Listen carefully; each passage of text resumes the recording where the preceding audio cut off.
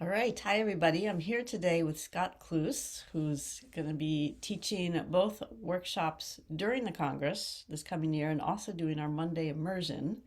And we're so excited. We fell in love with Scott last year when he came. And I know some people had known him before that from your School of Forest Medicine, but I don't know you that well.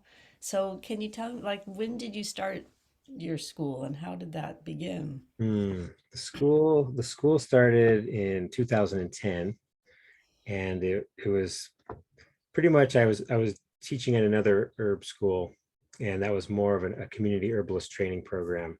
And I added in this little bit about, like psychospiritual plant medicine, and found that so many of the people were really being drawn to that. And even if they didn't realize when they signed up that that was something they were looking for, it really opened people up in a beautiful way.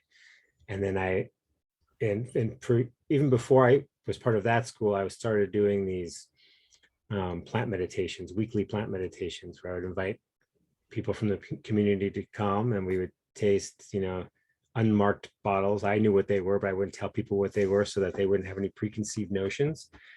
And and slowly, in doing that work, which started as, oh, how do we learn from the plants, they're like more about their medicine and stuff. And then slowly we saw, oh wow, now they're not just teaching us about like their physical medicine, they're showing us all these other kind of like archetypal teachings that they have. And then and then the plants would whisper to me during those times and say, you could have a whole school that does this. And so that was kind of what led me to start the School of Forest Medicine, which the first the first year I didn't really know exactly what we were going to do. I had a sense of what we were going to do, but this whole program formed.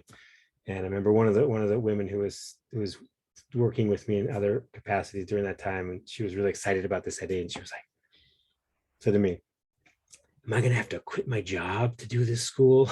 and, and that stuck with me, because I think someday that's what I imagine, is that it's not just that we're taking classes, even though the classes that I have are way more than taking classes. It's more like initiatory journeys into like remembering who we really are.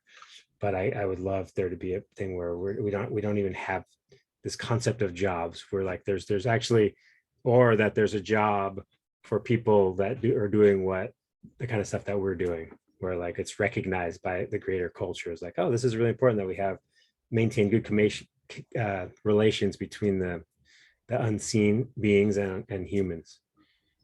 Yes. And Yeah. I think, I mean, it used to be that there was like one person in the community, the shaman, that would do that, but it does feel like, okay, we need more than that. Yeah, for Because sure. there's all sorts of different levels to the unseen and avenues and connections. So, Yeah, yeah, yeah, yeah. and a lot of work of reparation that Yes. needs to be done. So the Yes. more of us that are engaged in that, the better. Yes. Yeah, absolutely.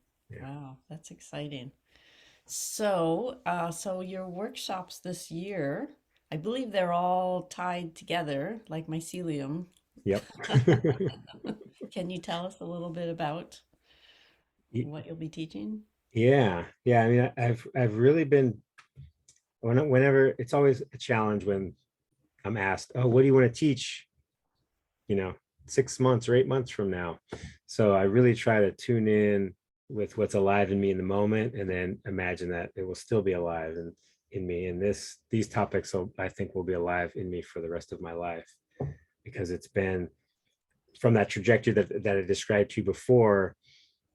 It's kind of led me in my listening to the plants, and continuing to allow them to open me up to be able to hear them better, and all the other beings as well, has led me into kind of doing a deeper study of animism, and realizing that, oh, actually what I've been doing all along is animistic, but I just never used that term.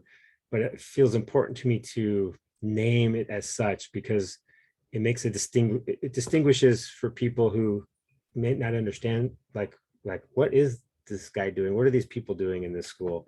But it's a way to kind of take us out of this human centric way, these human centric ways of being that have guided us so much in this culture that we're, destroying the planet. So to me, this seems like essential work for us to unwind from all of that um, cultural conditioning, and then even just like the traumas of being a sensitive person in the world, which, when people say, oh, do you know anybody who's not traumatized? I think, no, everybody, all of us are traumatized because of the way we interact with the world, and the way we treat the world is we're treating ourselves that way, clearly too. So the first course is vulnerability as a path to aliveness. And for me, that seems like the beginning of, we have to really learn to open ourselves in vulnerability, which seems like it can be a really scary thing for people. I know it was scary for me at first because I was very shut down and I was protecting myself. So this opening process, that and learning to welcome that in all of the spectrum of what it brings, because it brings incredible joy to us, and we can receive more vitality, but also it can bring up some pretty intense, stuff. So we'll have, in this class, we'll have to kind of have a space for us to explore what it means for us to be vulnerable, and find there's that old adage of, you know our our vulnerability is our strength. We are strong through our vulnerability, and I found it to be so true. And then from there, we'll go to the next topic is faith in the forest, the ceremony of blessing. And that one, if on the one hand we're opening in the first one to receive, we also have to then like give something of ourselves. Yeah. So in the second one, we'll be offering our gratitudes and our blessings to the land and to all the beings, and kind of starting with from a place of really rooted groundedness, so we can do that in a way that is aligned and integrated and more real than just sort of you know Yeah. going like that. Yeah. Yeah. Yeah. Yeah. I can relate to that. um and then the final one, so I'm really excited to get to do a real deep dive with people and spend a real good chunk of time kind of unfolding uh this thing about these animistic ways of being. And I'll just say, even though I'm describing this as like a trajectory of classes, people can come to any one and you won't be missing out. They all Yeah. stand alone as well. Right.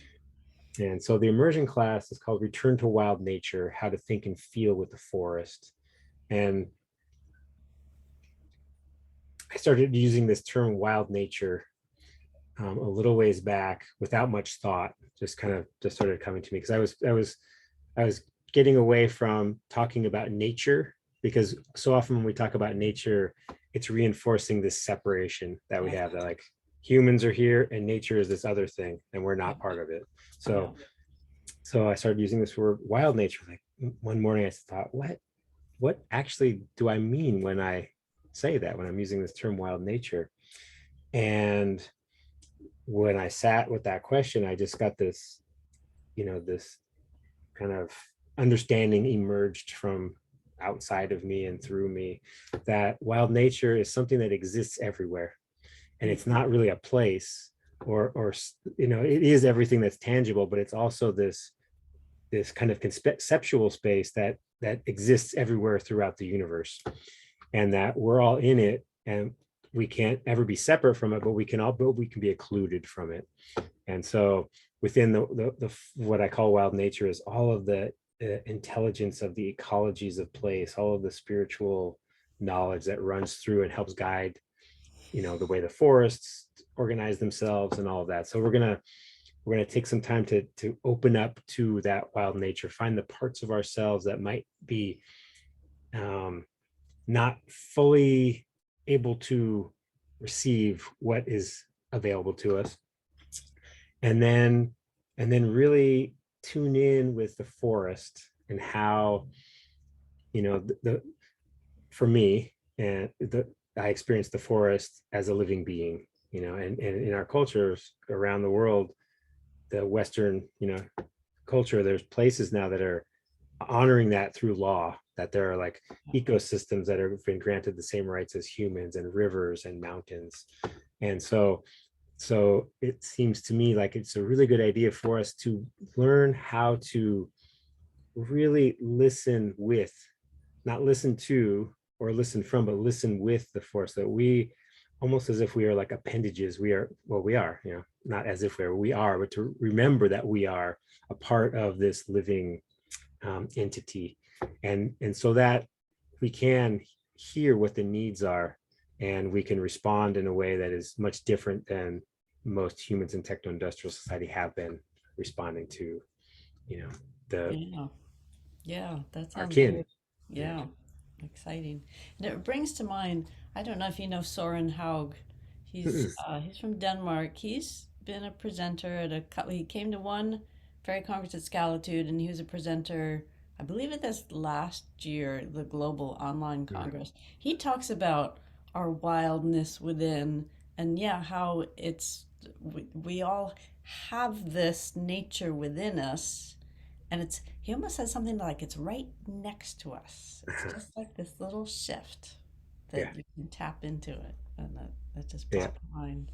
Yeah. I use those exact words. It's like Yeah, it's just a little tiny shift of the dial, and then we yeah, can tune into this yeah, whole other thing, because it's in our DNA. It's yeah, yeah. how Okay. we've evolved. Yeah. Yes. Yeah. All right. Well, thanks so much for taking the time today. Of course. And everyone listening, fairycongress.com, get your tickets. Global, or no, this is the in-person Congress near Salem, July 21 through 25. And the immersion is Monday, July 25th. Yeah. All right.